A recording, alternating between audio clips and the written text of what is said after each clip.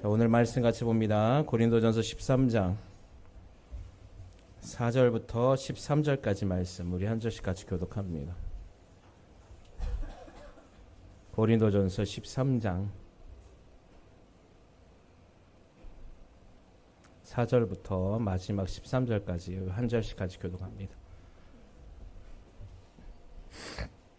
사랑은 오래 참고 사랑은 온유하며 시기하지 아니하며 사랑은 자랑하지 아니하며 교만하지 아니하며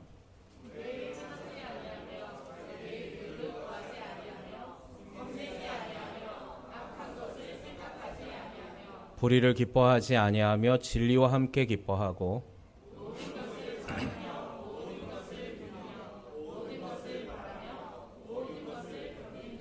사랑은 언제까지나 떨어지지 아니하되 예언도 피하고 방언도 그치고 지식도 피하리라.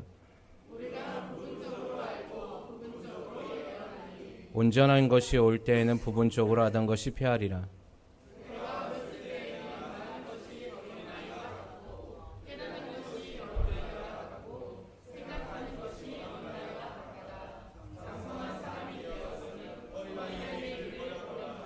우리가 지금은 거울로 보는 것 같이 희미하나 그때에는 얼굴과 얼굴을 대하여 볼 것이요 지금은 내가 부분적으로 아나 그때에는 주께서 나를 아신 것 같이 내가 온전히 알리라.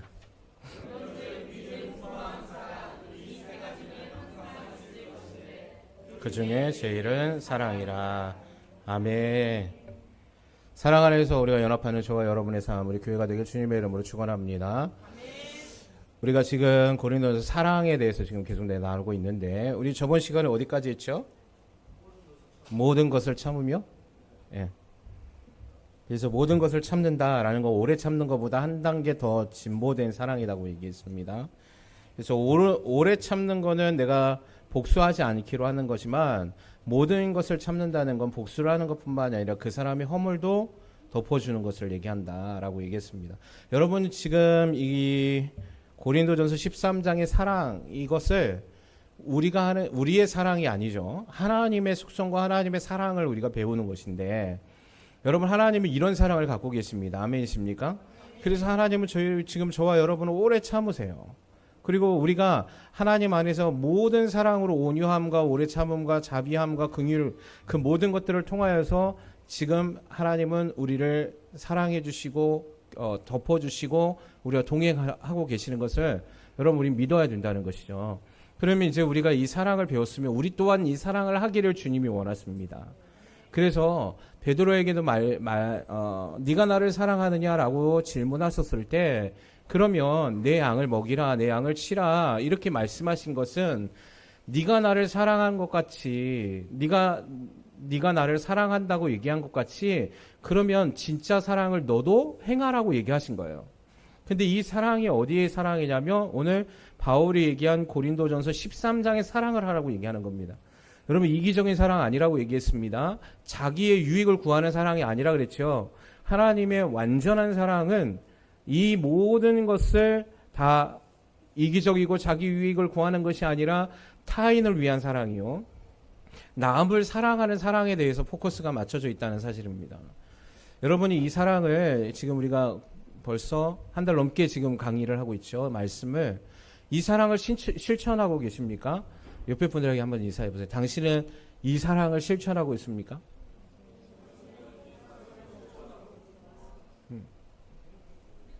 집에 가면 막 싸우고 시기하고 막 질투하고 오래 참지 못하고 분노하고 혈기를 막 부리고 막 그러신 분이 계십니까? 그러신 분들은 오늘 이 말씀을 또 듣고 우리 자신을 내려놓는 거예요.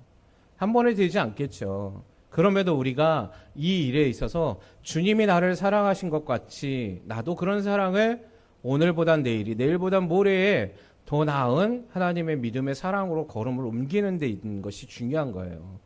근데 우리가 이걸 망각한 채 오늘 실수했다고 나는 난 안 되는가 보다. 나는 이렇게 할 수 없나 보다. 여러분 이것도 뭐라 그랬어요? 죄라 그랬죠. 예. 여러분이 자신이 그걸 스스로 포기하는 것이 아니라 하나님은 너희에게 이 사랑으로 너희가 온전해질 수 있다고 얘기하셨어요. 그래서 바울도 이 사랑을 하라고 얘기하는 겁니다. 주님이 우리에게 말씀하실 때 내가 거룩하니 너희도 거룩하라고 말씀하신 건 너희는 거룩하지 못하기 때문에 내가 너희를 거룩하라고 말하는 것이 아니라 내가 거룩함과 같이 너희도 거룩해질 수 있다라고 얘기하고 계시는 거예요. 아멘이십니까? 그럼 우린 거룩을 위해서 애를 써야 되는 거야. 그래서 이것을 위해서 우리가 피 흘리기까지 싸워야 되는 거예요. 누구랑 싸워요? 먼저는 내 자신과의 싸움이죠.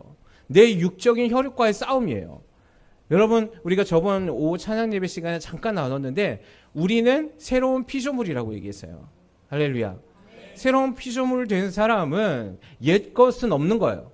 이제는 새로운 것만 있는 거죠. 그것이 주님이 우리에게 허락해 주시는 엄청난 권세의 은혜라는 사실이에요. 우리가 새로운 사람으로 변화될 수 있다는 사실이죠. 그래서 너희는 새롭게 변화를 받아라 라고 얘기하는 거예요. 아버지와 아들 뜻대로 행하라는 거예요. 새롭게 변화를 받아서. 예전에는 변하지 못했지만 주님은 너희가 새롭게 변화될 수 있다. 내가 너희에게 그렇기 때문에 너희에게 성령을 보낸다 라고 얘기하시는 거예요. 여러분이 새롭게 변화될 수 있는 존재임을 여러분 믿으시기 바랍니다. 옛적인 옛 성품들이 올라올 때마다 우리는 이걸 복종시키는 거야. 쳐서 죽여야 되는 거야.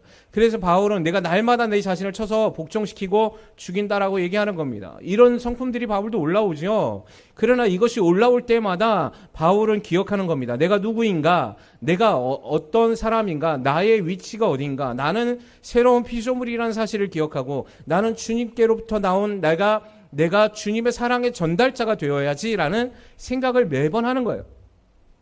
우리는 근데 이런 노력을 안 해요. 안 하면 됩니까? 안 됩니까? 안 되죠. 해야죠, 우리도. 이 씨름을 하는 거예요. 그래서 이걸 못하게 하는 어둠의 영적인 세력들도 있고, 주님은 이것을 하게끔 우리에게 성령을 보내신 거고, 할렐루야. 우리의 매번의 선택이 악한 영에게 에너지와 힘을 실어주는 선택을 잘라내야 되는 거죠. 주님의 천사들이 일을 할 수 있도록 새로운 힘을 넣어줘야 되는 거죠. 여러분, 우리가 하나님의 것을 성취하고 하나님의 믿음을 선포하고 하나님의 믿음을 우리가 취하기 시작할 때 천사들이 힘을 얻습니다. 아멘이십니까? 저 반대로 우리가 하나님의 말씀을 거역하고 거부하고 사단이 주는 생각을 넣어준 것들을 취하기 시작할 때 악한 영이 힘을 얻는 거예요. 예. 여러분, 제가 예전에 얘기했잖아요. 인디안의 할아버지와 손자가 얘기했을 때 여러분, 늑대 두 마리가 싸우는데 누가 이겨요? 이렇게 물어봤어요. 빨간 늑대가 이겨요? 파란 늑대가 이겨요? 그 할아버지가 질문하니까 뭐라고 얘기하겠습니까? 그 아이가 물어봤을 때 할아버지가 야, 네가 먹이를 많이 준 놈이 이긴다 이렇게 얘기했죠. 예. 여러분 영적인 세계에서도 우리가 이기느냐 아니면 영적인 악한 영이 이기느냐, 그건 우리가 어떤 것을 선택하느냐에 따라 있는 거예요. 사랑하는 취하는 교회 성도 여러분, 우리가 이것을 바로 깨닫게 할 주님의 이름으로 소망합니다. 주님이 그래서 우리에게 사랑을 선택하라고 얘기하는 건 악한 영을 세력을 약화시키는 거예요. 더 나아가 주님의 세력 가운데서 주님이 주시는 평강과 기쁨과 온유와 하나님께서 주시는 모든 복들이 우리 안에 임할 수 있도록 길을 내드리는 것이죠. 그래서 우리는 모든 것을 참을 수 있어야 돼요. 우리는 생각하죠. 이거 어떻게 참아? 오른쪽 뺨을 때리는 놈을 내가 어떻게 참아? 나에게 욕하는 사람을 내가 어떻게 참아? 이렇게 얘기합니다. 그래서 선택하는 게 뭐예요? 내가 한 대 맞았으니까 너 두 대 맞아라. 이렇게 생각해요. 그래서 우리의 삶이 안 바뀌는 거예요. 우리의 삶이 하나님의 복 가운데를 한 걸음 한 걸음 나아가지 못하는 거예요. 예. 하나님의 말씀 가운데 너희는 기뻐하라. 어떻게? 항상 기뻐하라 그랬는데 아예 어떻게 하나님 사람이 살아가는데 나의 삶의 환경을 기뻐할 수 있는 상황이 아니에요 라고만 얘기해요. 그러면 그 사람은 뭘 선택한 겁니까? 하나님의 말씀에 기뻐하라는 것을 선택하기보다 내 상황에 있는 환경에 있는 요소들을 선택함을 통하여서 하나님이 주시는 기쁨과 평강을 빼앗기는 거죠. 그래놓고는 우리는 교회를 다니면서 하나님을 믿었는데 1년 지나요, 2년 지나요, 5년 지나요, 10년 지났는데 나의 삶에는 기쁨이 없고 평강이 없고 하나님 주신 복이 없어요 라고 얘기해요. 아니요, 없는 게 아니라 여러분이 선택한 거예요. 그렇기 때문에 그것을 얻을 수 없었던 거죠. 그러나 여러분, 오늘 이 시간 우리가 이 말씀을 듣고 하나님의 것을 선택할 때 우리의 삶의 기적이 일어나는 줄 믿으시기 바랍니다. 기적은 여기서 시작하는 거죠. 여러분이 잘못되고 악한 것들을 선택하지 않길 주님의 이름으로 소망합니다. 주께서 주시는 선한 것들을 선택하세요. 모든 것을 참으라 하면 이 말씀대로 참으면 되는 거예요. 근데 왜 자꾸만 우리는 조건을 달아요? 하나님, 저는 이 상황에서 이렇게 못하겠는데요? 제가 신대원에 처음 갔는데, 신대원에 가면 모든 신학교, 이제 정규적인 신학대학원에 가면요 6개월간의 기숙사 생활이 의무가 있어요. 그때 제가 신대원 다닐 때 그때 이제 마지막 한 학기를 남겨두고 계속 미뤘어요. 그래서 이제 한번 이제 마지막 학기니까 6개월은 기숙사 생활 들어가야 되는데, 그때 윤서를 낳았던 때거든요. 여러분 애를 낳아보셔서 아시겠지만, 애를 낳고 난 다음에 아빠와 엄마가 너무 힘들잖아요. 그 두 사람이 계속 도와줘야 돼. 엄마는 몸조리 해야 되잖아요. 난 지 얼마 안 됐으니까. 미역국도 끓여줘야 되고. 제 주변에는 가족들이 없었잖아요. 그때 홀로 여기에 그냥 부산에 하나님 인도하셔서 부산에 왔는데 뭐 연고지가 있어요. 아는 사람이 있어요. 돕는 사람이 있어요. 없었단 말이에요. 그러니까 제가 다 사모님하고 둘이서 감당을 해야 됐는데, 그때 가서 신대원에 그 기숙사 면접 담당하시는 교수님하고 면담을 했어요. 아, 상황이 이러이러하니 기숙사 생활을 좀 보류해 주십시오. 그랬더니 그 담당 목사님이, 교수님이 저에게 뭐라고 했는지 아십니까? 아, 그러세요? 그러면 다음에 오세요. 뭔 말이에요? 그럼 지금 그 상황이 안 되면 학교 휴학하고 다음 학기에 다시 등록하세요. 이렇게 얘기했어요. 안 된다는 거예요. 왜? 당신이 신학교로 왔다는 건 주의 종으로 목회의 길을 갈 건데, 개인적인 그 상황 하나도 돌파하지 못하는 상황에서 어떻게 앞으로 이런 일을 할 수 있어요? 차라리 휴학을 하고 애 다 키운 다음에 다시 오세요. 이렇게 얘기하다. 저는 그때 마음이 되게 안 좋았습니다. 아니, 왜 이것도 안 봐주지? 이거는 사람이 도리 아닌가? 라고 생각했는데, 지금 와서 생각하니까 왜 그렇게 하셨는지가 이해가 되는 거예요.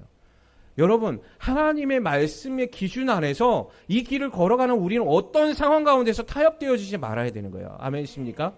근데 어떤 사람은 나는 이렇기 때문에 이걸 못합니다. 난 이것 때문에 이렇게 할 수 없습니다. 나는 상황이 이렇기 때문에 안 됩니다. 나는 자녀를 키워야 하기 때문에 전도를 못합니다. 막 이렇게 핑계를 대요. 그럼 제가 어떤 생각을 하겠어요? 하나님도 어떤 생각을 할까요? 그래? 그러면 그럼 네가 하고 싶은 대로 다 하고 난 뒤에 와라. 이렇게 얘기할 겁니다. 하나님 그동안 도우시지 않을 겁니다. 예. 왜? 어떤 것이 중요한지를 깨닫기를 원하시는 거죠. 생명이냐, 아니면 지금 당장의 먹고 마심의 배부름을 위한 삶이냐, 아니면 생명이냐, 아니면 지금 당장 자녀를 키우는 교육의 목적이 있느냐. 그러나 하나님은 무엇을 선택하기를 원하실까요? 생명이죠. 생명보다 귀한 것은 없기 때문에 그렇습니다. 아멘이십니까?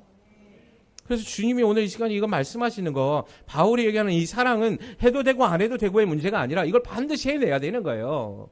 그럴 때 하나님의 역사와 하나님의 기적이 우리 가운데서 일어나는 걸 경험하게 되는 거죠. 왜 어떤 사람 하나님의 응답을 많이 듣고 경험하고 기적을 경험하고, 어떤 사람은 믿음의 생활에서 똑같이 생활하는데 하나님의 삶 안에서 번성이라는 것들이 없고 회복이라는 것들이 없고 매 순간이 동일하게 갑니다. 5년이 지나도 똑같아요. 10년이 지나도 똑같아요. 20년이 지나도 똑같아요. 이유는 하나예요. 뭐냐? 그 사람의 삶을 되돌아보세요. 그가 선택했을 때 하나님의 말씀을 신뢰하면서 그걸 선택했는지, 아니면 자기의 상황과 처해져 있는 환경을 탓하면서 하나님의 말씀보다 그 환경을 선택했는지, 여기에 있어요. 저는 우리 교회에 저와 여러분의 삶에서 이 삶이 이제 정리가 되길 주님의 이름으로 소망합니다. 주님이 이걸 끊어주셨잖아요. 왜 아직까지 머뭇머뭇하십니까? 왜 아직까지도 주저하십니까? 왜 아직까지도 하나님의 말씀을 신뢰해드리지 못합니까? 왜 아직도 내 힘을 의지합니까? 왜 아직도 세상의 방법을 의지하십니까? 왜 아직도 나보다 더 많이 가진 사람들을 의지하려 하고 나보다 뭔가 성공한 사람들을 바라보려고 하십니까? 성공이 누구에게 있습니까? 주님께 있잖아요.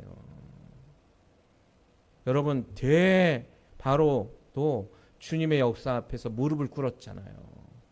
그게 성공의 기준이 아니잖아요. 실패의 기준이라고 얘기하잖아요, 성경은. 성공은 오직 누구만이라고요? 오직 하나님의 말씀을 전적으로 신뢰하고 믿음으로 성취해 나가는 사람들. 그들을 믿음의 성공자라고 얘기하는 거 아니겠습니까? 성경을 우리가 읽으면서 왜 그들의 믿음의 선진들이 어떻게 삶을 살았고 그들의 환경 가운데서 우리보다도 더 큰 고난과 역경과 환경적인 요소와 상황적인 요소 가운데서도 우리하고는 감당이 안 되는 그 상황 속에서도 그들은 어떻게 믿음으로 선택하는지 왜 그걸 보지 않습니까? 욥은요, 그 어떤 상황 속에서도 하나님을 의지하는 것을 선택했던 사람입니다. 욥보다 우리가 고난당한 사람이 있습니까? 없잖아요. 그럼에도 성경은 왜 욥기를 써놨습니까? 그가 어떻게 하나님으로부터 성공시키는가를 보는 거예요. 그가 어떻게 하나님으로부터 하나님의 의롭다함을 칭한 사람인지를 성경이 보여주기를 원하는 거예요.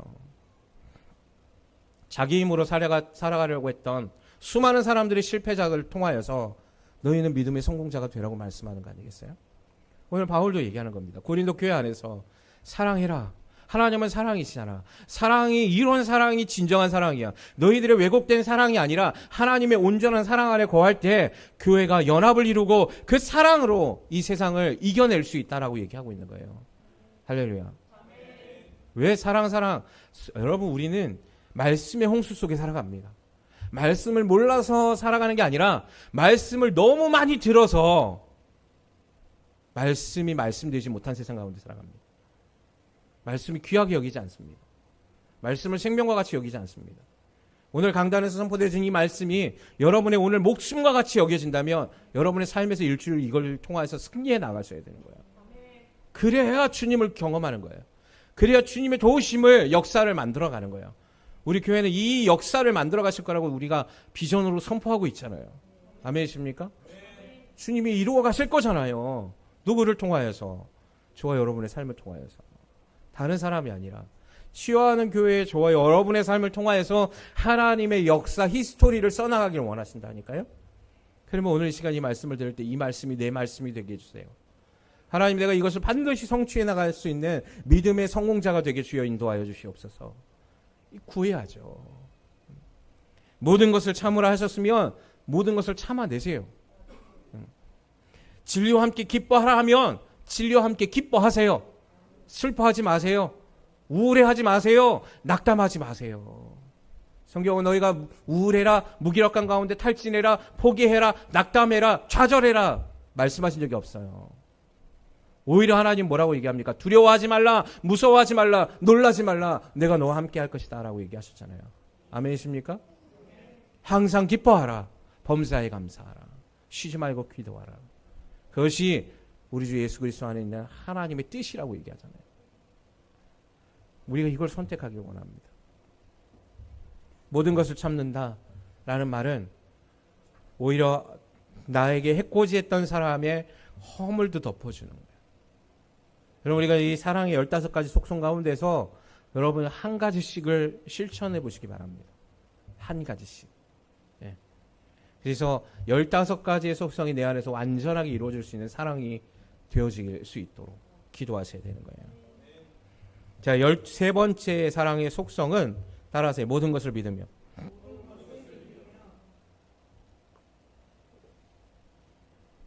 오늘 7절 말씀해 보니까 모든 것을 참으며 모든 것을 믿으며 라고 되어 있습니다. 사랑은 모든 것을 믿는 겁니다. 이 믿다라는 게 뭐냐면 네 가지의 뜻이 있는데요. 첫째는 사람과 사람에 대해서 신뢰한다는 개념이 있어요. 믿는다. 자, 그리고 하나님을 향하여 믿는다라는 개념이 있고요. 그리고 하나님을 향하여 신뢰한다는 의미가 있고 하나님께 향하여 맡긴다라는 게 있습니다. 자, 여기에 보면 모든 것을 믿는다라는 건 뭐냐면 저 사람의 상대편에 대해서 내가 어떠한 허물이 있는 거, 어떠한 상처가 있는 거, 어떠한 실패가 있는지 다 알아도 믿어주는 거예요. 할렐루야. 이게 사랑이라는 겁니다. 주님이 우리에게 했듯이. 베드로가는 주님을 배신했잖아요. 그죠? 실패한 것 같잖아요. 근데 주님이 베드로를 어떻게 했습니까? 믿었죠. 내 양을 너에게 맡긴다. 네가 나를 사랑하느냐? 내 양을 너에게 맡기니 이제 이 양을 잘 돌보아 주렴. 다시 믿어주는 겁니다. 사랑은요, 허물을 캐내는 게 아니에요. 허물을 덮어주는 거지만 더 나아가서 뭘 해야 됩니까? 허물만 덮어주고 난 저 사람을 신뢰하지 못할 것 같아. 한번 가게 되어주면, 그죠? 그러면 저 사람에 대해서 의심이 들어요. 아, 저 사람 또 이럴 거야. 아, 저 사람은 이렇게 할 거야. 라고 하는 게 아니라 사랑은 그것 또한 믿어주는 거예요. 이걸 모든 것을 믿는다라는 겁니다. 저 여러분의 삶에서 어떤 사람이 실수가 있거나 어떤 사람이 어떤 일을 할 때 부족해 보여도 하나님이 저와 여러분을 신뢰해주고 믿어주셨던 것처럼 사랑으로 그를 믿어주기를 주님의 이름으로 소망합니다. 모든 것을 믿어라. 내 남편이 좀 부족해 보여도 믿으세요. 잘할 거라고. 내 아내가 부족해 보여도 잘할 거라고 믿으세요. 아멘이십니까? 예. 허물을 자꾸만 캐내지 말고 단점을 캐내지 말고 하나님의 역사하신 하나님의 사람으로 이는 반드시 믿음 안에서 성공할 것이라고 믿어주세요. 때로는 실패할 수도 있어요. 때로는 또 넘어질 수도 있어요. 때로는 약하여서 또 한 번 내가 잘해보고자 했어도 안 될 수도 있어요. 그래도 다시 믿는 거예요. 주님 안에서 그가 주님 안에서 하나님이 세우실 사람으로 하나님이 함께 하실 거기 때문에. 그리고 어떻게 뭐 때문에 믿어줄 수 있어요? 사랑하기 때문이에요. 예. 여러분 사랑하면 내 남편이 내 아내가 뭘 해도 다 믿어줍니다. 덮어주는 거죠. 잘할 수 있을 거예요. 내 아이들 여러분의 자녀들 사랑하시죠? 여러분의 자녀가 잘 못할 때 있죠. 그래도 여러분 어떻게 얘기해 줍니까? 어이구 이놈의 새끼 지 아빠 닮아갖고 너는 안 돼. 맨날 이 모양이냐. 맨날 이렇게 얘기해요. 에이 빌어먹을 자식 막 이랬습니까? 우리 어머니 아버지 때가 그랬어요. 예. 이게 상처 때문에 이렇게 얘기하면 안 되거든요. 근데 예전에 그랬잖아요. 에이 빌어먹을 놈 막 이랬죠. 말이 씨가 그런 씨를 심으면 안 되는데. 근데 요즘은 어때요? 여러분 사랑하는 자녀들이 좀 못해도 여러분 어떻게 합니까? 실수해도 여러분의 부모들이 신뢰해주죠. 믿어주죠. 말로 사랑하면 믿어주는 겁니다. 또다시 일어날 거라고 믿어줍니다. 여러분 감옥에 가서 엄청나게 나쁜 짓을 해서 감옥에서 형을 살고 있는 부모도 그 자녀를 믿습니다. 신뢰해 줍니다. 사회에서 어떤 사람이 다 모두가 저 사람 나쁜 놈이라고 해도 그 부모는 나쁘다고 얘기하지 않습니다. 믿어주는 거예요. 이걸 사랑이라고 얘기합니다. 예. 자녀에게는 또 할 수 있어요. 근데 이걸 어디서 해라? 우리 공동체 안에서 하는 거예요. 공동체 안에서. 할렐루야. 예. 연약한 자를 더 보듬어주고 더 세워줘야죠. 잘나면 잘난 만큼 자랑하는 게 아니라 잘나면 잘난 만큼 더 겸손해져야 되는 거예요. 그래서 사랑의 속성 13번째는 모든 것을 믿는 것이다 라고 하나님께서 말씀하고 있습니다. 자, 아까 얘기했죠. 확신을 갖는다. 모든 것을 믿는다는 건 확신하는 거예요. 의심하는 게 아니에요. 저 사람 반드시 그렇게 될 수 있어. 저 사람 반드시 이렇게 하나님 안에서 치유될 수 있어. 저 사람 반드시 하나님의 믿음의 성공자가 될 수 있어. 자, 14번째. 우리 오늘 15번째까지 다 끝내도록 하겠습니다. 자, 14번째 사랑. 모든 것을 바라는 사랑. 따라하세요. 모든 것을 바라는 사랑. 네. 자, 아까 전에 모든 것을 믿는다라고 얘기했잖아요. 14번째는 뭐냐면 모든 것을 바라는 사랑이에요. 이게 뭐냐면 의미가 소망한다, 기대를 가지고 기다린다라는 뜻이에요. 확신만 하는 게 아니라 더 어떻게 하는 겁니까? 사랑은 소망하는 거예요. 저 사람이 잘 되기를. 저 사람의 연약한 부분이 반드시 회복될 것을 기대하는 거예요. 이걸 바라는 것이다. 그래요. 고린도전서의 사랑에 대한 15가지 속성이 우리가 볼 때는 야 이걸 어떻게 감히 할 수 있을까? 라고 생각하지만 할 수 있어요. 여러분 사랑의 원자폭탄 손양현 목사님 아시죠? 그분이 이 사랑을 한 거예요. 네. 자기 아들을 둘씩이나 죽인 사람을 양자로 삼았잖아요. 그리고 그냥 그에게 복수하지 않았습니다. 그의 허물을 다 덮어줬죠. 참았어요. 그리고 더 나아가 뭐 했습니까? 모든 것을 믿어줬어요. 다시 이 사람도 주님의 사랑에서 회복되리라. 그리고 어떻게 했습니까? 그걸 바라보았어요. 소망을 가졌어요. 결국 그가 어떻게 됐습니까? 목회자가 됐어요. 예, 이게 사랑의 능력인 거예요. 예, 불가능을 가능케 한 예수의 사랑이 이 세상 가운데서도 이루어진다는 걸 보여준 거예요. 야, 그건 손양원 목사님이라 하는 것이지, 야, 이런 사랑은 바울이라는 것이지. 아니요, 바울이 뭐라 그랬습니까? 아니라고 얘기했습니다. 나도 너희와 똑같은 육체를 입은 연약한 사람이라 그랬어요. 나는 오히려 죄수 중에 괴수라 그랬어요. 죄인 중에. 난 너희들보다도 더 죄를 많이 진 사람이야. 왜? 예수를 핍박했잖아요. 너희는 그렇게 하진 않았잖아 라고 얘기하는 거죠. 그런 나도 하나님이 나를 사랑하셔서 내가 지금 이 위치에서 하나님의 사명자가 됐듯이 너희도 다 그렇게 할 수 있다는 겁니다. 아멘이십니까? 그래서 우리는 무엇을 바라야 돼요? 주를 바라야 되는 거예요. 우리의 힘으로 할 수 없으니까 성령의 능력을 항상 구하는 거예요. 근데 많은 사람들이 성령을 구하기보다 자신을 자꾸만 의지합니다. 여러분이 연약하면 연약할수록, 회복이 아직 덜 돼 있으면 덜 돼 있을수록 어떻게 해야 되냐면 더 주님을 찾는 시간을 많이 가지셔야 돼요. 여러분, 사람이 중환자실에 가잖아요. 그러면 일반 병실하고 다른 게 뭡니까?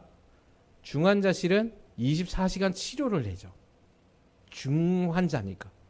그래서 거기 항상 그 안에 의사와 간호사가 대기하고 있죠.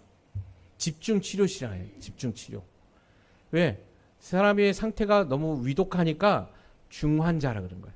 일반 병동은 어떤 거예요? 어느 정도 혼자 자가적으로 생활할 수 있는, 아직 병은 낫지는 않았지만 간호사와 의사가 24시간 대기하고 집중치료하지는 않아도 회복력이 있는 사람을 일반 병실로 보내죠. 여러분, 믿음의 영역에도 마찬가지예요. 믿음의 영역에서 내 마음의 상처가 더 깊습니까? 내 안에 환경적인 요소가 더 아픔이 있습니까? 그러면 이 사람들은 집중 기도의 시간이 필요한 거예요. 집중 치료실에 들어가야죠. 근데 우리는 어떻게 합니까? 반대로 해요. 믿음이 좋은 사람은 좀 일반 병실에 있어도 되는데, 믿음이 좋은 사람은 이런 사람들이 중환자실로 자꾸 들어가요. 집중 치료받는 기도 시간으로 들어가다라는 거예요. 왜? 이걸 뭔지 아니까. 회복이 뭔지 아니까. 여러분의 상황 가운데서 나는 지금 문제가 있다. 내 안에, 내 가정에, 내 남편에, 내 자녀에 문제가 있다라고 생각하시면 여러분 더 주님을 갈망하길 주님의 이름으로 소망합니다. 여러분이 믿음 안에서 날마다의 삶에서 회복력이 더 있다. 기적을 경험한다. 하나님의 평강이 임한다. 하나님의 기쁨이 임한다. 이런 사람도 더 기도하시길 바랍니다. 왜? 더 많은 걸 누리셔야 되니까. 아멘이십니까? 바울은 이걸 얘기하는 겁니다. 여러분 안에서 이 사랑이 안 되잖아요? 그럼 기도하셔야 돼요. 뭘? 그래서 사랑을 달라고 기도하는 거예요. 하나님, 나에게도 이 사랑을 할 수 있는 사랑의 은혜를 더하여 주시옵소서. 하나님, 이 사랑을 깨닫게 해 주시옵소서. 모든 것을 참고 모든 것을 믿고 모든 것을 바랄 수 있는 사랑을 나도 하게 하여 주시옵소서. 그래서 하나님의 마음을 기쁘게 드리는 것뿐만 아니라 우리 교회 안에 있는 모든 성도들 공동체가 하나님의 사랑의 연합의 공동체가 되게 하여 주시옵소서. 하나님은 사랑이시다. 교회는 그 사랑을 본받아야 되잖아요. 그래서 치유하는 교회 오면 이 사랑이 넘치는 교회다라는 말들이 있어야 되는 거죠. 분열하고 다투고 미워하고 조금만 실수해도 이거는 기회다라고 헐뜯는 것이 아니라 진정한 사랑으로 덮어줘야죠. 그리고 소망하는 겁니다.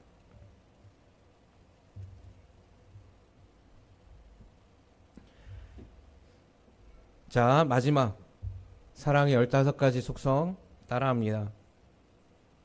끝까지 견디는 사랑.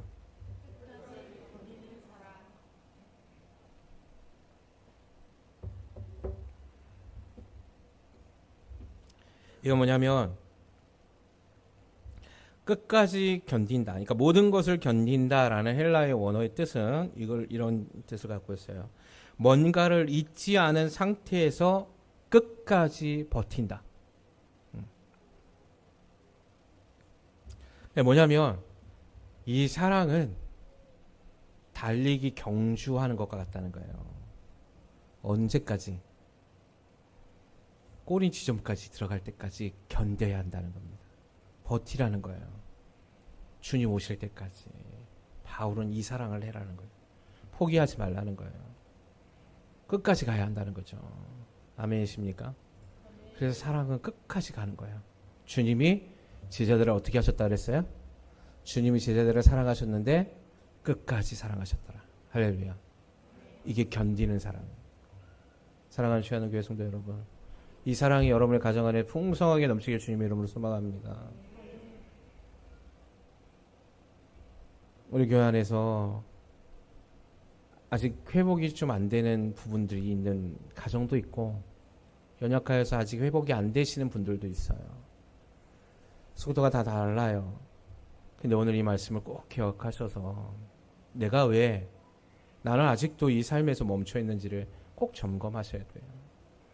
진정한 사랑이 무엇일까? 세상이 말하는 사랑하고 너무 다른 이 사랑.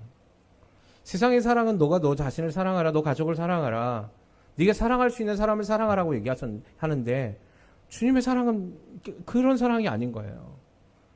바울이 말하는 진정한 사랑은 이런 것이다라고 얘기했을 때 오히려 이 사랑을 하자니 내 마음속에 부담이 느껴져요. 이렇게까지 사랑해야 되나라는 의구심도 들어요. 그러나 우린 믿음의 사람들이잖아요. 아멘이십니까? 무엇이 진리인지 알잖아요. 여러분 해보셨잖아요. 내가 세상적인 사랑을 해봤는데 결국 남는 게 무엇이었습니까? 여러분 안에 평강이 있었습니까? 내가 다른 사람과 멱살 잡고 싸워서 내 것을 취했을 때 여러분 안에 풍성함이 오던가요? 아니잖아요. 그럼 이제 우리는 주님 부르심을 받은 저와 여러분이 우리가 우리의 방식대로 살아봤으니 이제 주님의 말씀대로 살아보는 겁니다. 그럴 때 진정한 진리가 임하는지, 하나님의 생명의 말씀이 진짜 내 안에서 주어지고 이루어지는지, 하나님은 사랑이라 하셨는데 내가 사랑의 사람이 되었을 때 하나님이 내게 임하실 그 능력이 무엇인지, 그 이 세상에 정복할 수 있는 그 가장 강력한 권세가 무엇인지를 경험하시기 바랍니다. 여러분, 하나님의 권세, 하나님의 권능은 사랑에서 나옵니다. 아멘이십니까? 믿음의 선지들 보세요. 주님도 주님의 그 모든 권세가 주님의 사랑에서 나왔습니다. 여러분, 로마를 기독교 국가로 만들어 놓은 것도 다 이 사랑의 힘이에요. 기독교는 사랑을 빼면 존재할 이유가 없는 종교예요. 기독교의 가장 가치 있고 생명은 사랑에 있습니다.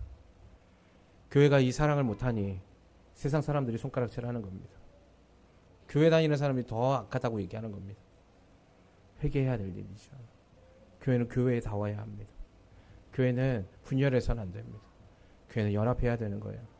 교회는 허물을 덮어주는 거예요. 그리고 더 나아가 어떻게 해야 됩니까? 끝까지 견뎌야 하는 겁니다. 세상에 수많은 이야기들이 유혹하고 미혹할 겁니다. 아니야, 사랑은 그렇게 하는 게 아니야, 사랑은 이렇게 하는 거야, 우리의 마음에 자극해서 유혹할 겁니다. 우리의 옛된 성품과 죄성을 끌어당겨서 그것을 할 때 우리 마음이 시원해질 거라고 착각하게 만들 겁니다. 아니, 그렇지 않아요. 진정한 기쁨은 진정한 사랑 안에서 나오는 것임을 꼭 기억하셔서 오늘 15가지 사랑의 속성을 오늘로 마무리하는데 15가지 다시 한번 묵상하셔서 이 사랑을 이룰 수 있도록 주여 역사해달라고 기도하시고 간구하시는 저와 여러분의 삶이 되기를 주님의 이름으로 축원합니다. 오늘 시간 우리 함께 기도합시다.